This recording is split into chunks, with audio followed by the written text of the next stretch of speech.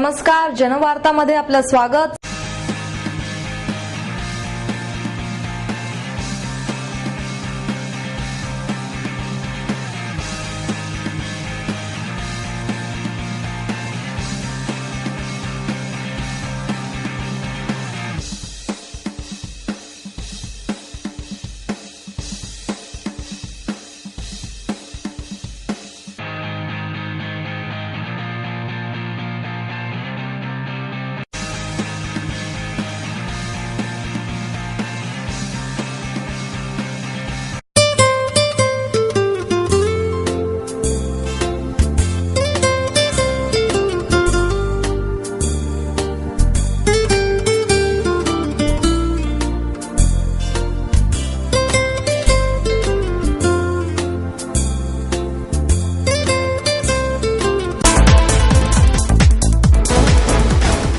अखिल भारतीय ब्राह्मण अधिवेशनात समाजभूषण पुरस्कार नाट्य अभिनेते प्रशांत दामले यांना प्रदान करण्यात आला.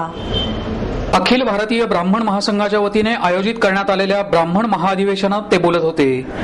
महाअधिवेशनाचं उद्घाटन नाशिक काळाराम मंदिराचे महामंडलेश्वर सुधीरदास महंत यांच्या हस्ते करण्यात आलं.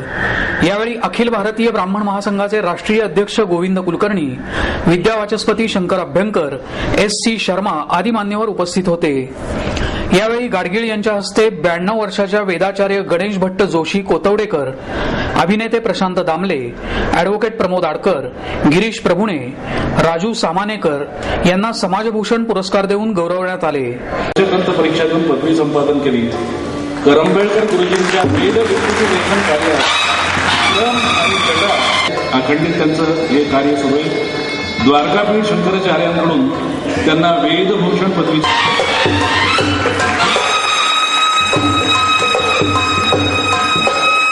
जून 2006 शिवराज्याभिषेक दिनी या उपक्रमाची सुरुवात झाली.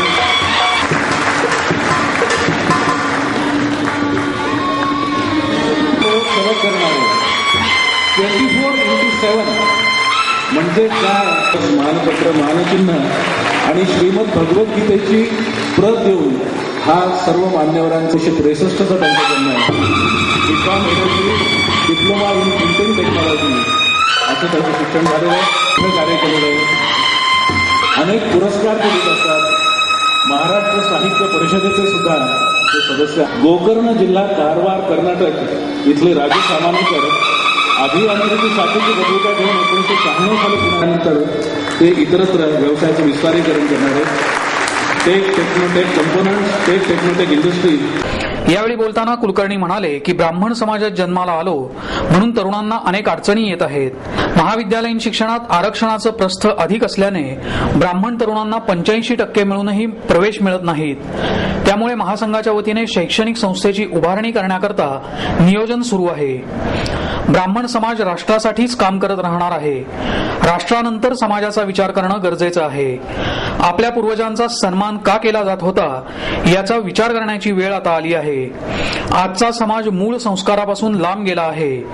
ते संस्कार समाजातील तरुण वर्गात प्रस्थापित करणे गरजेचं आहे असंही ते म्हणाले. भगवान श्रीकृष्ण भगवती राधा एतेषां विषये किमपि अबद्धमुच्यते ब्राह्मणे तत्र अग्रे आगत्य योद्धव्यं विवद्यते. अस्माकम् आदर्शः परशुरामः इदं ब्राह्मम् इदं क्षात्रं शापादपि न तेनालं चेत् शरादपि. आता एतादृशी ब्राह्मणानां धैर्यशीलता अस्माकम् अपेक्षते. तत् यदि अस्माकं सविधे धैर्यं नास्ति तर्हि एतादृशी ब्राह्मण सम्मेलनानि शतशोतसहस्राणि भवन्तु, अकिञ्चित् काराणि स्युः. We want result oriented programme.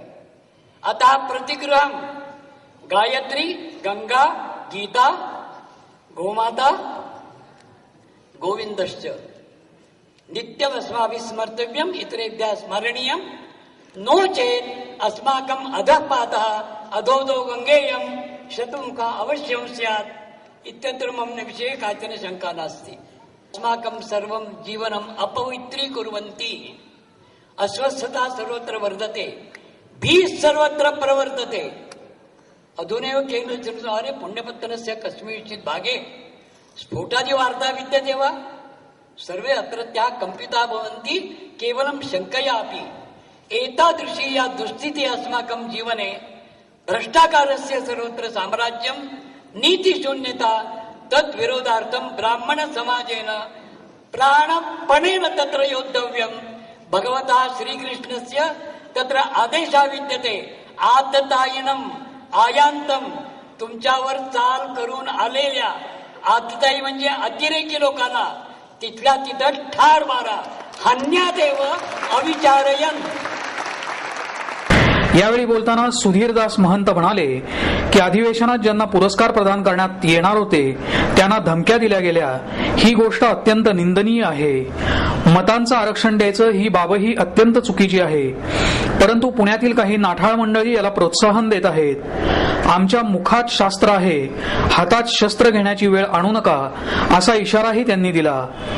जोगवा मागायचा म्हणून त्यांच्या पुढे पुढे करायचं आणि जिथे आमची ऋषी परंपरा या भारतामध्ये एवढी फुलली त्या असलेल्या जातिवंत ब्राह्मणांचा अपमान तुम्ही करायचा. याद राखा, आम्ही शास्त्र आमच्या मुखात आहेत, शस्त्र धारण करण्याची वेळ आम्हाला आणू नका, तेवढीही ताकद आमची.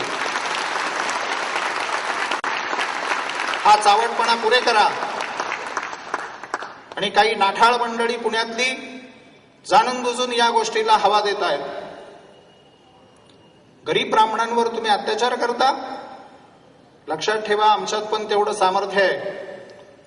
जोपर्यंत आम्ही गप्प आहोत तोपर्यंत गप्प आहोत. जर तुम्ही शस्त्र धारण करण्याची वेळ आणली तर लक्षात ठेवा, उभा भारत लोकमान्य टिळकांपासून तर सर्वांपर्यंत आद्य क्रांतिकारक फडक्यांपर्यंत ही आमची परंपरा आहे. या परंपरेचं स्मरण करून जे संस्कार आमच्या पूर्वजांनी आम्हाला दिले म्हणून आम्ही गप्प आहोत. कुठेतरी सुसंस्कृत वागलं पाहिजे. काही गोष्टी चुकल्या असतील अवश्य त्याचा आम्ही निषेध करू. यावेळी बोलताना शंकर अभ्यंकर म्हणाले की आजच्या काळात अध्यापनाच्या क्षेत्रातून ब्राह्मण वर्गाला बाहेर काढलं जात आहे. स्वातंत्र्यानंतर ब्राह्मण वर्गाला उचलून फेकलं गेलं. आजच्या तरुणांना वेदांची नावंही माहीत नसतात. यामध्ये त्या तरुणांचा दोष नसून अभ्यासक्रमात ब्राह्मण्याला जागा नसल्याने ही परिस्थिती ओढवली आहे. या परिस्थितीचं मुख्य कारण हिंदुस्थानचे झालेले इंडिया या नावातील नामांतर आहे. त्यामुळे राष्ट्राला हिंदुस्थान करण्याकरता ब्राह्मणांनी सजग राहून परिवर्तनाचं काम करणं गरजेचं आहे. मतपेटीच्या माध्यमातून ब्राह्मण समाजाने सत्तापालट करणं गरजेचं आहे असं आवाहनही त्यांनी केलं. साहित्याचा आणि पुस्तकाचा दर्जा त्याच्या लिखाणातील आशयावर आणि मांडणीवर अवलंबून असतो, असे मत लेखक आणि संगणक तज्ज्ञ अच्युत गोडबोले यांनी व्यक्त केले. महाराष्ट्र साहित्य परिषद आणि राष्ट्र सेवा दलाच्या वतीने आयोजित पहिल्या युवा साहित्य नाट्य संमेलनाचं उद्घाटन अच्युत गोडबोले यांच्या हस्ते झालं. या संमेलनात आपल्या अध्यक्षीय भाषणात गोडबोलेंनी युवकांशी संवाद साधला. ज्येष्ठ साहित्यिक प्राध्यापक द.मा. मिरासदार, महाराष्ट्र साहित्य परिषदेच्या कार्याध्यक्ष डॉ. माधवी वैद्य, राष्ट्र सेवा दलाचे सुरेश देशमुख, कार्यवाह प्राध्यापक मिलिंद जोशी, प्राचार्य राजीव जोशी, राम परुळेकर आदी मान्यवर यावेळी उपस्थित होते. यावेळी बोलताना गोडबोले म्हणाले की कुठल्याही तंत्रज्ञानामुळे साहित्याचा वाङ्मयीन दर्जा वाढत नाही. तंत्रज्ञानाचा संबंध फक्त साहित्याच्या वितरणाशी असतो. साहित्य आणि कला उत्स्फूर्तपणे निर्माण होतात. साहित्याचा जीवनाशी घनिष्ठ संबंध असून कलेमध्ये साहित्याला सर्वोत्तम मानले जाते. प्रत्येकाच्या जीवनात साहित्याचं भान असावं. नुसतं लिहिलं किंवा वाचलं जातं म्हणून ते साहित्य ठरत नाही, तर जे वाचून भौतिक आनंद होतो, मनाची मशागत होते, त्याला आपण साहित्य म्हणू शकतो. तसंच मन ज्यामुळे सुसंस्कृत आणि समृद्ध होतं तेच साहित्य. माणसाचं मन हाच साहित्याचा विषय असतो, असे उद्गार द.मा. मिरासदार यांनी यावेळी बोलताना काढले. कलाकाराने आपल्या भोवती कुंपण न घालता सर्व गोष्टींचा अनुभव घ्यावा, यामुळे अभिनय सक्षम होतो, असे मत ज्येष्ठ अभिनेत्री रीमा लागू यांनी व्यक्त केले. महाराष्ट्र चित्पावन संघाच्या वतीने दुसरं जागतिक चित्पावन कुलसंमेलनाचं उद्घाटन करण्यात आलं. यावेळी लागू यांची विशेष मुलाखत घेण्यात आली. त्यावेळी त्या बोलत होत्या. यावेळी अभिनेता सुबोध भावे, टिळक महाराष्ट्र विद्यापीठाचे कुलगुरू दीपक टिळक, सिम्बायसिस विद्यापीठाचे उपकुलगुरू डॉ. भूषण पटवर्धन, मुंबईचे जिल्हाधिकारी चंद्रशेखर ओक, रिलायन्सचे धोरणात्मक सल्लागार विवेक परांजपे, सिमेन्सचे माजी संचालक व्ही परांजपे, टेबल टेनिसपटू अश्लेषा बोडस आदी मान्यवर उपस्थित होते. यावेळी बोलताना लागू म्हणाल्या की अभिनयाचा खरा पाया हुजूरपागा शाळेतच घातला गेला. तिथे नाट्य अभिवाचनाच्या स्पर्धा होत्या. त्यावेळी संहिता कशी वाचावी, 3-4 पात्र एकाच व्यक्तीने करण्यासाठी उच्चारातली, आवाजातल्या लकबीतले बदल या सगळ्या गोष्टींचं प्रशिक्षण तिथेच मिळालं. पुरुष नाटकाने मला लोकांपर्यंत अभिनेत्री म्हणून पोहोचवलं.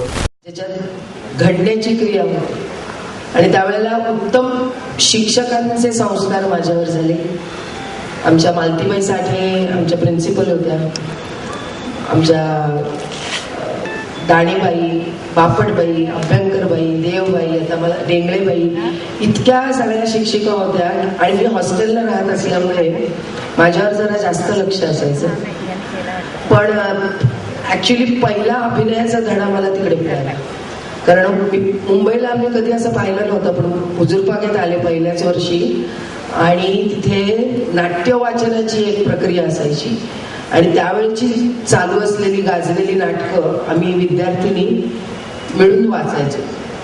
तर तिथे मला पहिल्यांदा कळलं की असं पण एक वेगळं नाटक असतं. आणि तिथून मला वाटतं ती सुरुवात झाली माझी की नाटक वाचणं पण तितकंच महत्वाचं असतं जेवढं आपण करतो.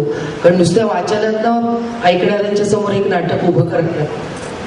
त्यामुळे पहिले संस्कार नाटकाचे खऱ्या अर्थाने हुजूरपाग्यांनी मला दिले. आणि त्यावेळेच्या सगळ्या शिक्षिका म्हणजे मला तर आठवतं मी नंतर सुट्टीला घरी जायचीच नाही. मी टीचर्सच्याच घरी राहायची. इतकं त्यांनी अलोट प्रेम केलं माझ्यावर. म्हणजे शेवटी आईला बोलवायला लागायचं की अगं घरी ये कधीतरी.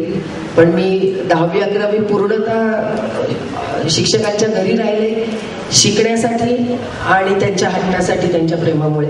मला वाटतं इतकं प्रेम पुढच्या माझ्या ह्याच्यात शिक्षकांकडनं कधीच म्हणजे ती अशी संधी पण आली नाही. पण मला वाटतं माझा पाया त्यामुळे इतका छान बनला गेला ज्याचा मला अजूनही उपयोग होतो.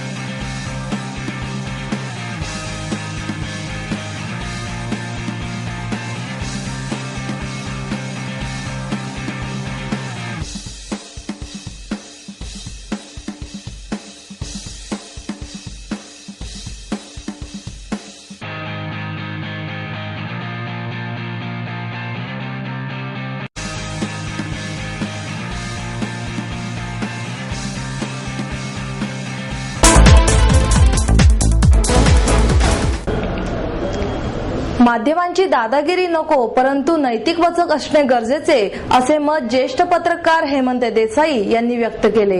पत्रकार वरुणराज भिडे मित्रमंडळ, पुणे श्रमिक पत्रकार संघ आणि पुणे पत्रकार प्रतिष्ठान यांच्या संयुक्त विद्यमाने आयोजित केलेल्या पत्रकार कार्यशाळेचं उद्घाटन अप्पर पोलीस महासंचालक अशोक धिवरे यांच्या हस्ते करण्यात आलं.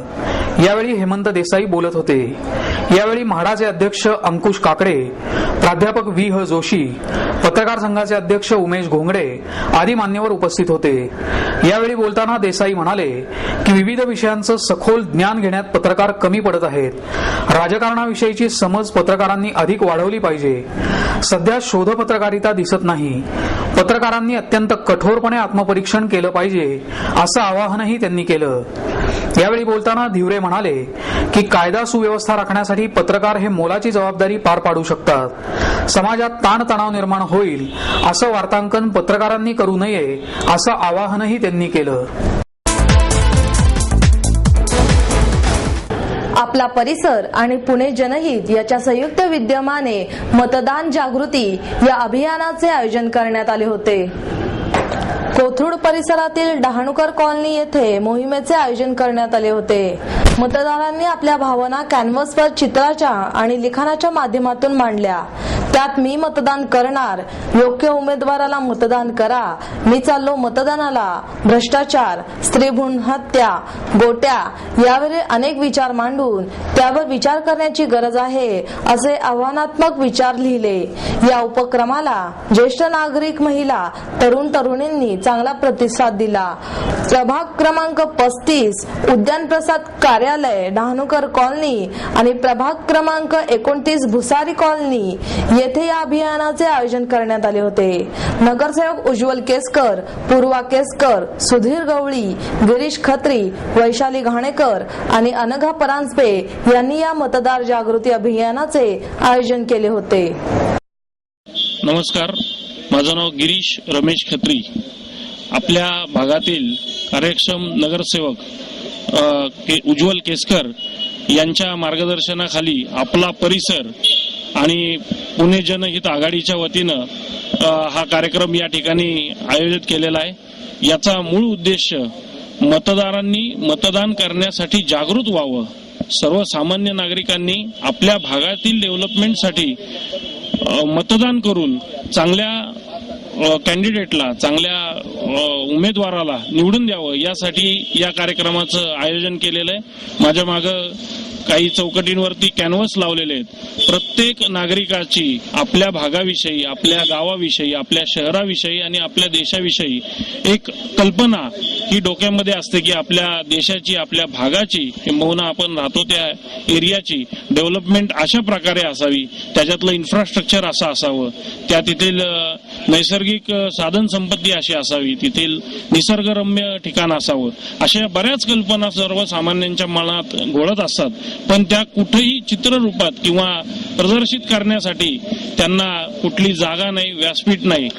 जे काही कट्ट्यांवरती जागोजागी आपल्या इथं कट्टा संस्कृती आहे, त्या कट्ट्यांवरती चर्चा केली जाते, पण त्या कट्ट्यांवरची चर्चा कट्टा संपल्यावरती विरून जाते आणि त्या कल्पना तशाच मनात घर करून राहतात। तर या कल्पना कुठंतरी प्रवृत्त व्हाव्यात, कुठंतरी प्रदर्शित व्हाव्यात, यासाठी या ठिकाणी कॅनव्हास लावलेलं आहे। आणि या कॅनव्हासमध्ये आपल्या डोक्यातील, आपल्या भागाविषयी असलेली कल्पना, जसं मतदान करणारच असं काही जण या ठिकाणी लिहित आहेत, काही जण लिहित आहेत भ्रष्टाचार विरोधात आमचं आंदोलन पुढील काळात तीव्र असावं, या भागाची डेव्हलपमेंट असावी, झाडे लावली जावीत, या सगळ्या मागण्या या एकत्रित रूपाने या नागरिकांच्या मागण्या म्हणून या ठिकाणी प्रदर्शित होत आहेत।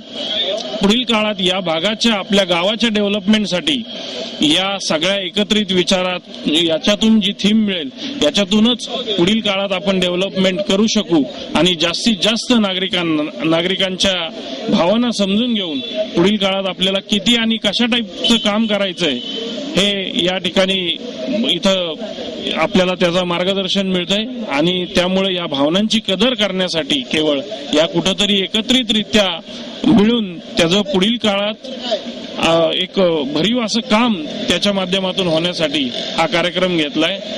सर्व नागरिकांना या माध्यमातून आपण विनंती करतोय की आपण आधी मतदान करा। जर आपण मतदान करून योग्य उमेदवार निवडून दिलेत तरच पुढील काळात आपली प्रगती, आपली डेव्हलपमेंट ही भ्रष्टाचार विरहित असेल आणि जास्तीत जास्त प्रोग्रेस आपल्या देशाचा, आपल्या प्रगतीशील असलेल्या देशात प्रगतन देश हा कन्व्हर्ट होण्यासाठी त्याची मदत होणार आहे।